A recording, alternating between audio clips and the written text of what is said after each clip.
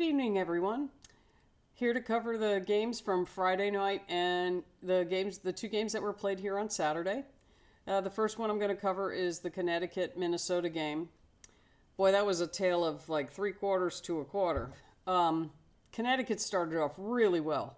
They were hitting their threes. They were playing defense well. Nelson Adota was hitting the boards. She was getting a number of rebounds. They got some turnovers, and Minnesota wasn't shooting well at all. At all. But they were down 10 at halftime, and then right at the end of the third quarter, Carlton finally hit a three. But Connecticut still built a lead. In the third quarter, Connecticut was shooting 46% to Minnesota's 35%.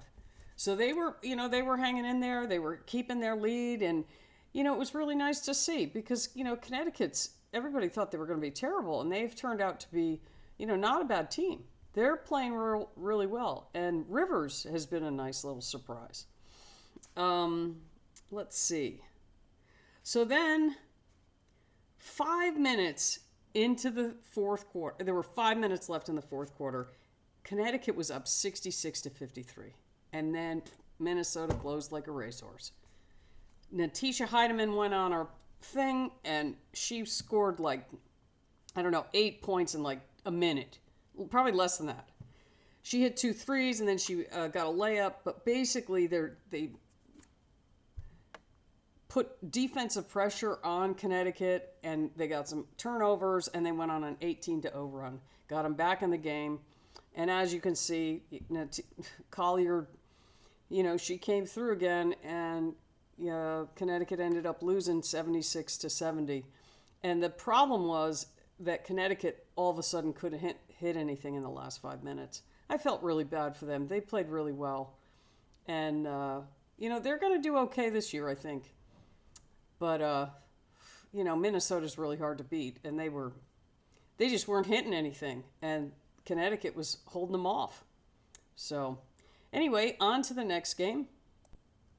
Okay, the next game is Seattle and Phoenix. This was played in Seattle, and that place was rocking.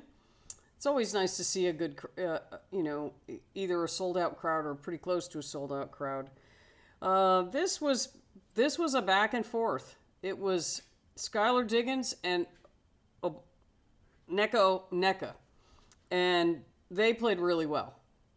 It was mainly that, Skylar had 23 points, 14 assists. Nneka had 24 points. So they did the majority of the shooting and scoring for Seattle. And then Satu Sabali and Alyssa Thomas, they're their two bigs.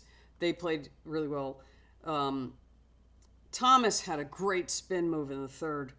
It was so pretty to watch. She just went and scored. She had a nice game. She's one of the people off their bench. She looked pretty good. She hit a couple threes. But late in the third, they couldn't buy a hoop.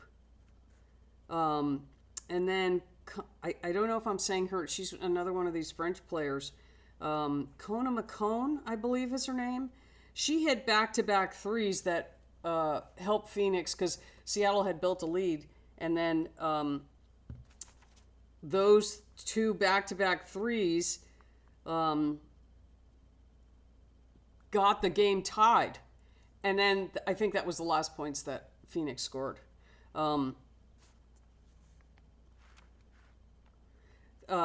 Erica Wheeler had a nice game.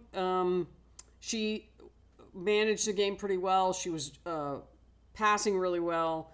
But there were a lot of missed opportunities in this game. The score probably should have been higher.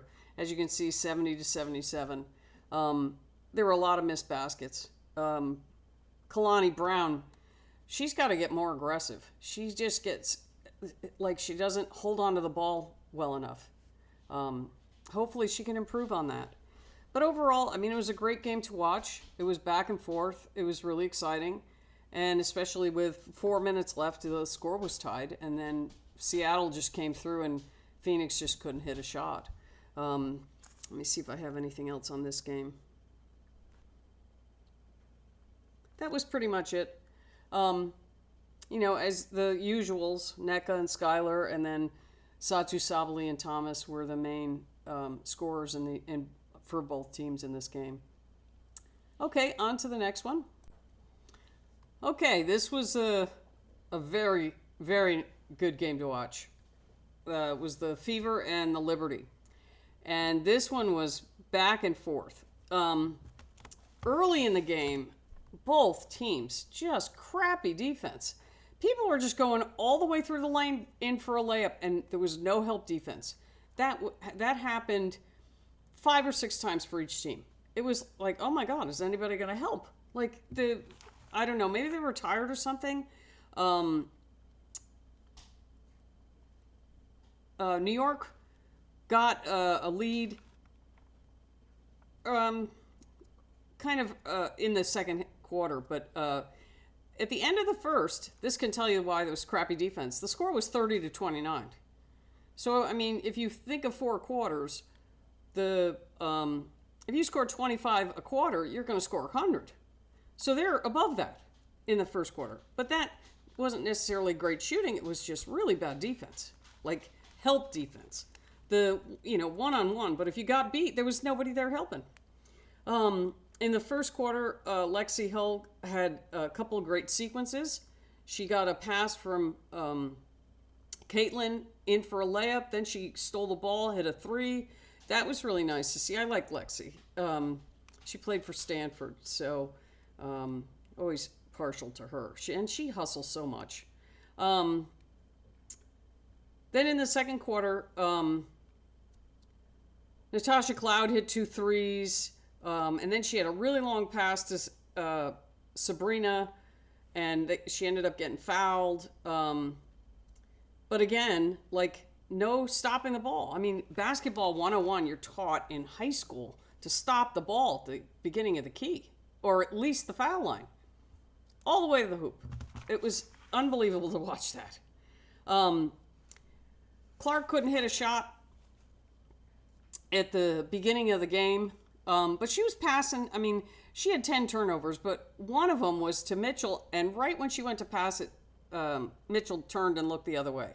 So that's a turnover for her. So, some of them were definitely her turnovers, and she looked really frustrated, but she still made some great passes. I mean, she had passes to Boston and Lexi Hull, right, backdoor cuts or just a cut to the basket, boom, in for a layup.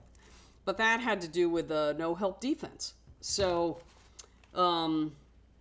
anyway, okay. But Aaliyah Boston was outplaying Jonquil Jones. Jonquil Jones, for 3 quarters, she was just kind of going up and down the court. I'm sure she's trying, but I don't know. She didn't look very good for 3 quarters. I don't know if she was tired or what, but Aaliyah Boston was outplaying her for 3 quarters. And it showed. Let's see. New York was shooting 64% from the field. And by end of halftime, it was 55-46. New York up. New York also had 4 people in double figures. Then there was this play. I saw the Mystics do this. And you don't see this too often. So it was a jump ball on the side of the court you're defending, and I don't know who was taking the jump, but they hit it really hard, and then Cloud just ran down the court, grabbed the ball in for a layup. The Mystics did that yesterday or the day before, and it was like, oh, that's a really smart thing to do. It was like, instead of trying to just tap it, they just hit it really hard and let, like in the Mystics case, it was Jade Melbourne, and she was going to outrun everybody. And Natasha Cloud outran. And it was an easy 2. So that was pretty cool to see. It was a nice game for Lexi Hull. End of the third. Then Caitlin started to get...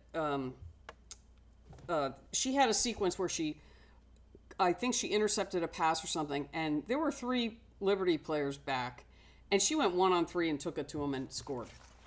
And then, and all this time she's not hitting threes. And then she hit, let's see, Indiana outscored New York in the third 30-13. And then she finally hit that drive, then she hit a three, and then she hit a logo three. So then by the end of the third quarter, it was 70-68. So they were catching up. Well, then Jonquil Jones in the fourth came alive. All of a sudden, she's hitting threes, and I don't know how many points she scored. But then, I'm sorry. Indiana took the lead at the end of the third with those threes and everything, and they went up 76-68. And Natasha Howard had three key hoops right at the beginning of the fourth. And then all of a sudden they were missing shots in the rest of the fourth. And then Jonquil Jones came alive. That's what it was. But the game was tied with 7.6 left. 7.6 seconds left.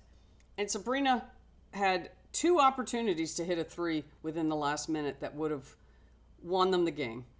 And she missed both of them. They were close, though. They were like rattling in, and then they'd come out.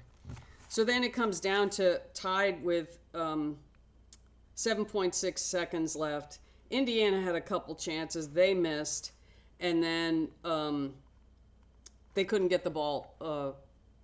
I think Sabrina got fouled. She hit her foul shots, put them up 90-88. And then there was 7 seconds left, and Indiana couldn't get a shot off. I think Natasha Cloud ended up knocking the ball away from Caitlin Clark.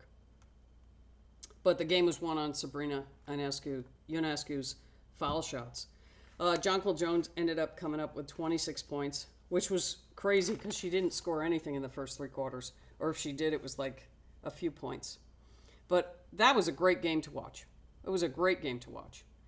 And then the last game I'm going to do is Dallas and... who they're playing, but I'm going to review that on a separate video. Anyway, let's see what we got for tomorrow. There are games on tomorrow, upcoming. Okay, so we have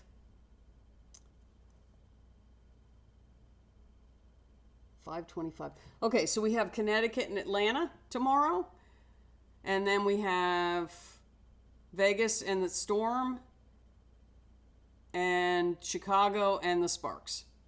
Let's see. Yeah. So there'll be 3 games tomorrow. So I'm going to include the Dallas game when I cover these 3 games Monday. I'll end up covering them Monday.